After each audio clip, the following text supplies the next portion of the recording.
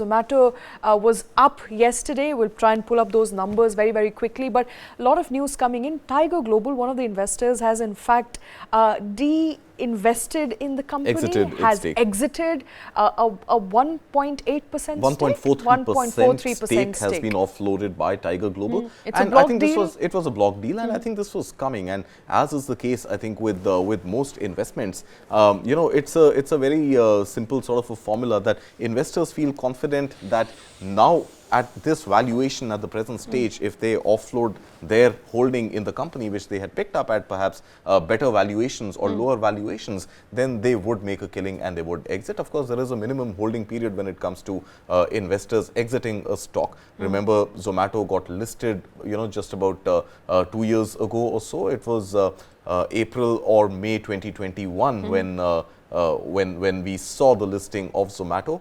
And despite a few initial hiccups, I think the stock has been more or less steady. One can't call it a rock star performing star. It has been okay. But the fact that Zomato's businesses are also turning profitable, there is expansion across multiple domains, you know, acquisition of Blinkit, all of this auguring well, it seems, for the company and for the investors invested in the Zomato stock. All right. Auguring well, stock is up by almost 1.5% this morning, up almost 5% through the week. Yeah. And, they were waiting for the lock-in period to get over. It got over yesterday. Okay. So they have exited today. All right. So they got a Nelson number of 111 crores as the graphic state when the merger happened between Blinkit and Zomato.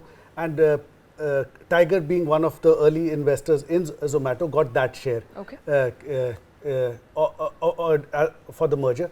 It was a 1-year lock-in, which got, like I mentioned, over on a Monday, that is yesterday, and they have exited. They have raised 1,124 crores in the sell-off of their stake in the business, and as a result of that, also the shares have jumped 1.5%. Zomato shares. Since yesterday. All right. So, Zomato shares jumping 1.8%. Good for both parties. Absolutely. Chirag, what's your take on the Zomato stock?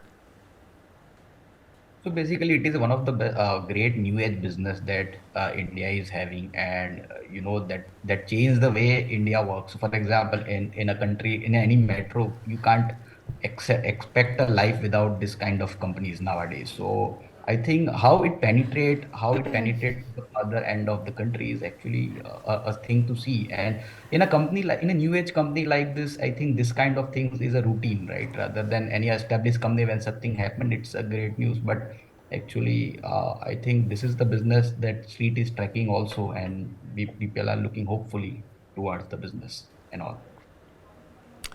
All right. Of course, a new age company. Good news coming in there. Also, by the way of the fact that Zomato is finally profitable.